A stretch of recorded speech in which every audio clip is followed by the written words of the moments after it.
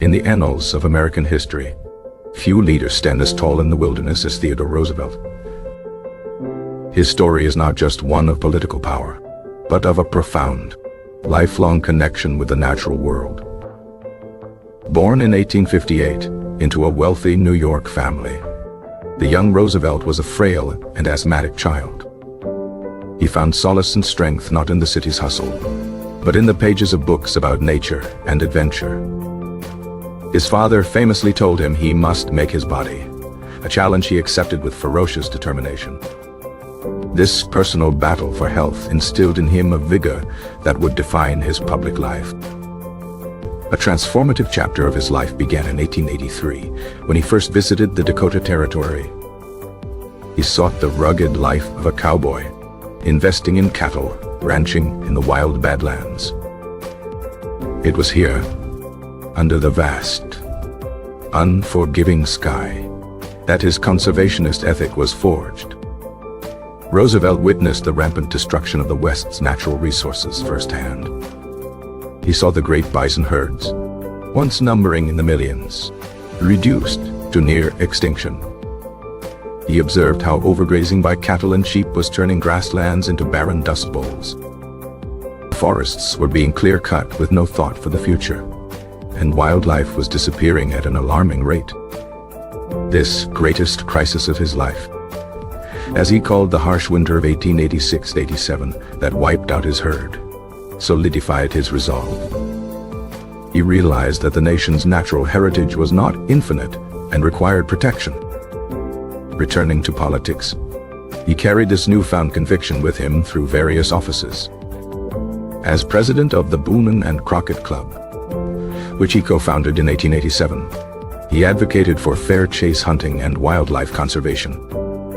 His ascent to the presidency in 1901, after the assassination of William McKinley, was unexpected.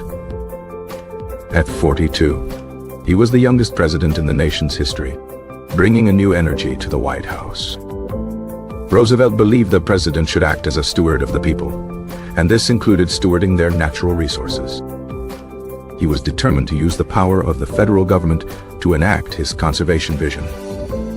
His administration was a turning point, moving conservation from a niche concern to a national priority. One of his key allies was Gifford Pinchot, a professionally trained forester. Pinchot championed a philosophy of wise use, arguing that resources should be managed scientifically for sustained public benefit. This utilitarian approach, known as conservation, sometimes clashed with the preservationist ideals of figures like John Muir. Muir, the founder of the Sierra Club, believed in preserving wilderness for its intrinsic, spiritual value, untouched by men. Roosevelt respected Muir immensely, famously camping with him at Yosemite in 1903. That trip reinforced Roosevelt's commitment to protecting such magnificent landscapes. However, for policy, Roosevelt largely sided with Pinchot's practical approach. He believed conservation was a question of national efficiency and foresight. One of the first major actions was the Newlands Reclamation Act of 1902. This act funded irrigation projects to make arid western lands suitable for agriculture. It led to the construction of massive dams, including the Roosevelt Dam in Arizona. This forever changed the landscape of the American West, for better and for worse. In 1903, Roosevelt took a simple but revolutionary step to protect birds. He declared Pelican Island in Florida as the nation's first federal bird reservation. This was done to stop plume hunters who were decimating bird populations for the fashion industry. This single executive order was the beginning of the National Wildlife Refuge System. By the end of his presidency, he would establish 51 such bird sanctuaries. Roosevelt also created the first 4 national game preserves for wildlife. Perhaps his most significant institutional creation was the United States Forest Service in 1905. He consolidated federal forest reserves into one agency and appointed Pinchot as its head. The mission was to manage and protect these lands for the public good. Roosevelt used his executive power to vastly expand the national forest system. He added nearly 150 million acres to the nation's forest reserves during his tenure. This often put him in direct conflict with logging companies and Western politicians. They saw his actions as an overreach of federal power and a threat to economic development. In 1907, Congress passed an amendment forbidding the president from creating new forest reserves in 6 western states. Roosevelt, in a characteristic move, waited until the final day before signing the bill. In the hours before the deadline, he and Pinchot worked furiously to designate 21 new forest reserves. These midnight forests added 16 million acres to the protected list just before his power was curtailed. He then signed the bill into law, cheekily informing Congress of what he had just done. Another powerful tool for Roosevelt was the Antiquities Act of 1906. This landmark law gave the president the authority to declare national monuments by proclamation. It was designed to protect prehistoric sites and objects of historic or scientific interest. Roosevelt was the first to use the act, and he did so with great enthusiasm. His first designation was Devil's Tower in Wyoming, a stunning geological formation. He would go on to create 18 national monuments during his presidency. This included El Morro in New Mexico, with its historic inscriptions. It also included the vast petrified forest in Arizona. His most audacious use of the Antiquities Act came in 1908. Declared over 800,000 acres of the Grand Canyon as a national monument. This protected it from mining claims and other development pressures. Opponents were outraged, arguing a canyon was not an object of scientific interest in the way the law intended. Roosevelt famously retorted, "I so declare it. Brillante." His action was later upheld and was crucial in the canyon's eventual designation as a national park. In total, Roosevelt created 5 national parks, including Crater Lake and Mesa Verde. He understood that conservation was not just about land, but also about water and other resources. To that end, he convened the first ever conference of governors at the White House in 1908. The topic of this unprecedented meeting was the conservation of natural resources. He told the assembled leaders that conservation was the great material question of today.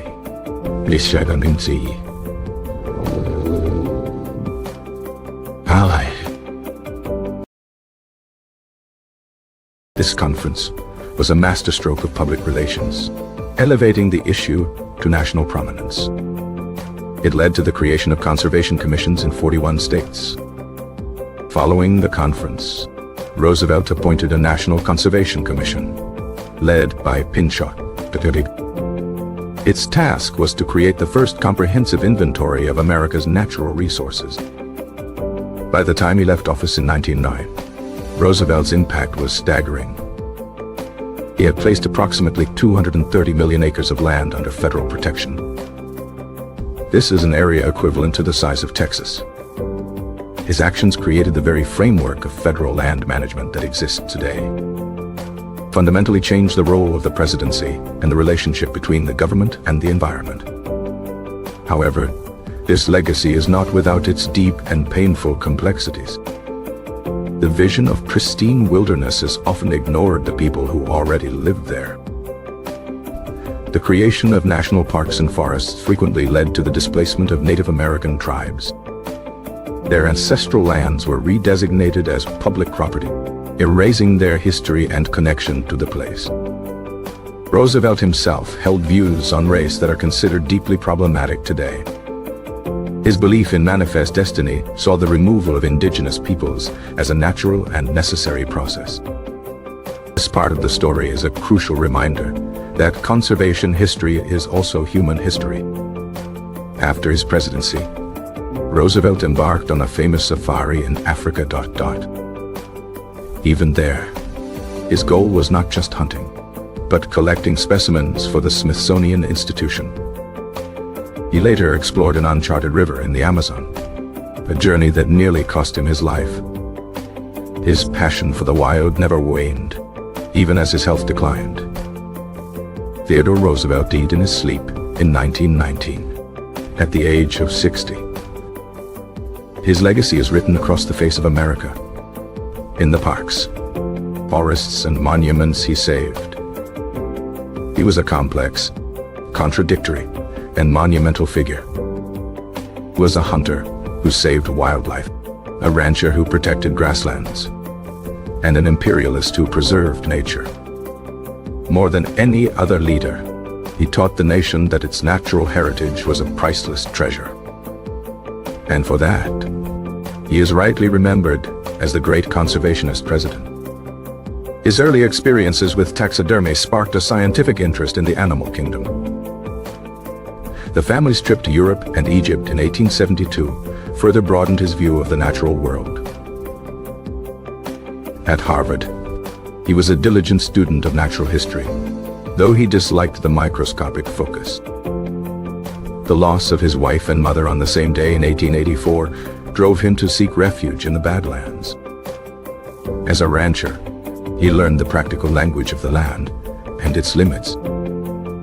His book Ranch Life and the Hunting Trail detailed his adventures and growing concerns. As U.S. Civil Service Commissioner, he fought against the spoils system, a different kind of wise use of human resources. His time as New York City Police Commissioner showed his zeal for reform. As Assistant Secretary of the Navy, he pushed for modernization, preparing for a new era of American power.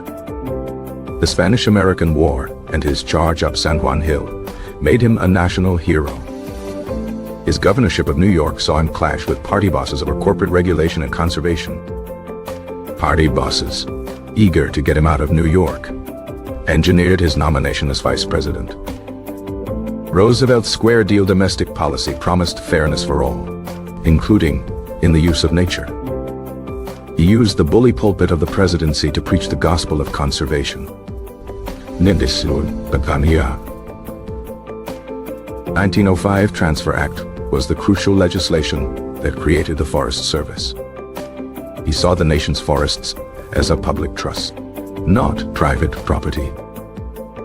The creation of Wind Cave National Park in 1903 protected a unique underground ecosystem. Mesa Verde National Park was established in 1906 to preserve the ancestral Puebloan cliff dwellings. He designated Muir Woods National Monument in 1908 at the urging of its private donors. The Grand Canyon's protection was a direct challenge to powerful mining interests. His conservation efforts were part of a broader progressive era push for efficiency and scientific management.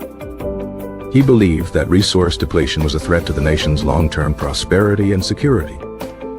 The Inland Waterways Commission, established in 1907, was a precursor to the Governors' Conference. Roosevelt's international efforts included a North American Conservation Conference in 1909. He envisioned a global conservation movement, though the idea was ahead of its time. The controversy over the Hetch Hetchy Valley, which Muir fought to save, highlighted the conservation versus preservation debate. Though Roosevelt allowed the dam project to proceed after his presidency, the debate shaped environmentalism for decades.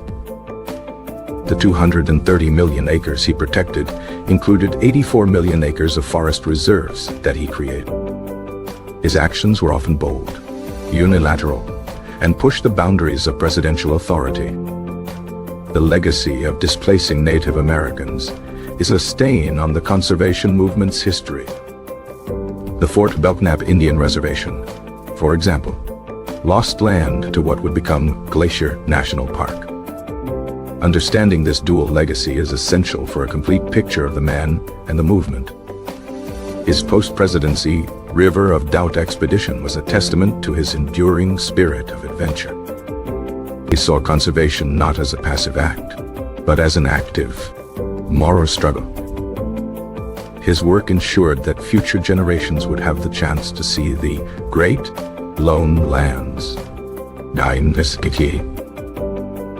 The National Park Service, created in 1916, was a direct result of the movement he championed. He made nature a permanent part of the American political and cultural identity.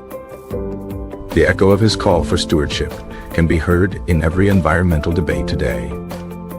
Theodore Roosevelt did not just govern America, he preserved its soul.